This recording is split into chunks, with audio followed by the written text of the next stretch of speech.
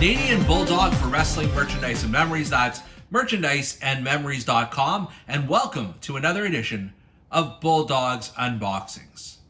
Now, as you guys may know, I'm a big fan of the Hasbro / retro line of figures. And we actually have an event every year in January we call the Retro Rumble. By the time you see this video, the Retro Rumble for 2024 will probably be history, but that's okay. You can always search it out on our archives at merchandiseandmemories.com. And the reason I mention that is because these two figures here are very much related. This is Wrestling's Heels and Faces, the line that started about 2 years ago, I believe now, as a continuation to the Hasbro and Retros line, and getting nothing but rave reviews.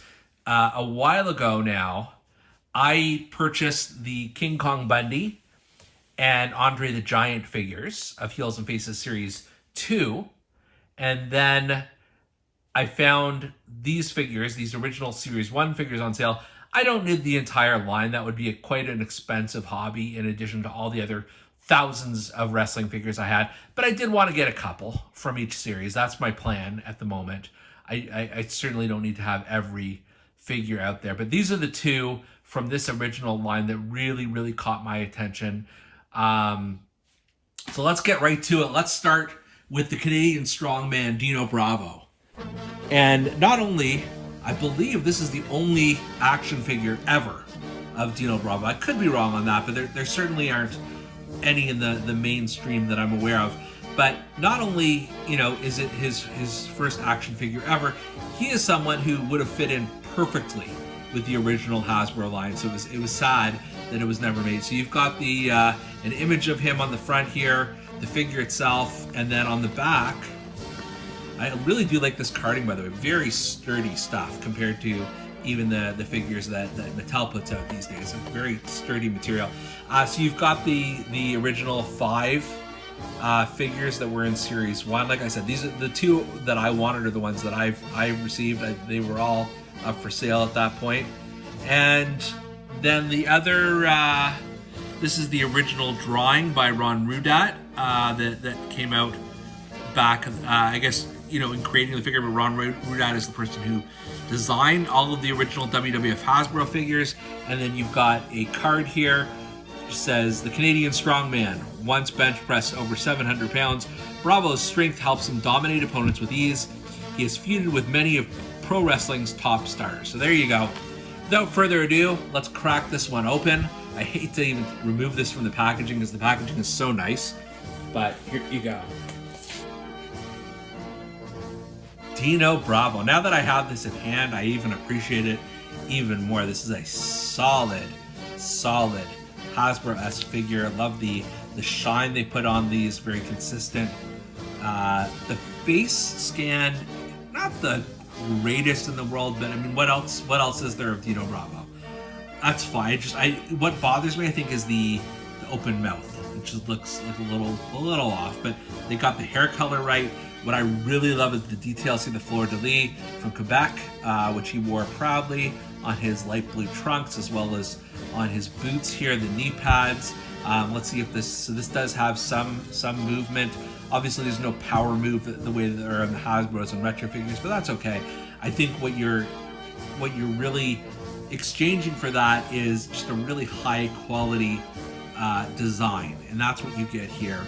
I love the torso. It does looks very faithful to Dino Bravo, so they don't have to reuse different parts from other figures. Like I like this one a lot, and you can put him right on your Hasbro shelf, and he will not stick out at all, not one iota. It looks like this is if Hasbro was going to make the Dino Bravo figure back in the day in the 90s, this is probably exactly what it would have looked like. So that's perfect. I'm gonna put the world's strongest man aside here for a moment, and we're gonna check out, let's see if he stands here in between the 2 belt loops. No, he's just gonna hang out on the apron here for a minute. And then we're gonna bring out Sabu. Now Sabu obviously came along a little bit later, although, towards the end of the Hasbro line, I guess it could be argued he was in ECW, but the timelines aren't too far off. So you've got this great image of Sabu, and then the figure itself. And then on the back, once again, we've got the images from Ron Rudat. You can see the his headdress is removable. And then in terms of the interesting information on his card, the homicidal, suicidal, genocidal Sabu has been putting opponents through tables for nearly 30 years. Known for his high-flying, death-defying style, Sabu's influence on the pro wrestling world can be seen in nearly every match today. Sabu's body is covered in scars from brutal barbed wire matches. Let's see if that carries on with the figure. So we're gonna open this sucker up now. Man, oh man, is this a cool figure. I have a couple of Sabu figures from the original like ECW line, which are good in their own right. I think I have one with, I'm looking at it right now, one with light green trunks and then silver trunks, but they don't have the green metallic that he's known for. That's here.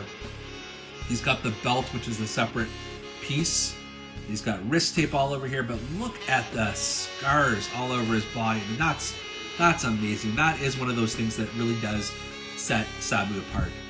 Love the face scan. Love it. And then of course he's got the one finger pointing up to the sky, as is his style. And then you've got the wrist, the armband, I guess, and the piece of tape that says Sabu written on it. And then you've got the headpiece, which I'm going to remove here.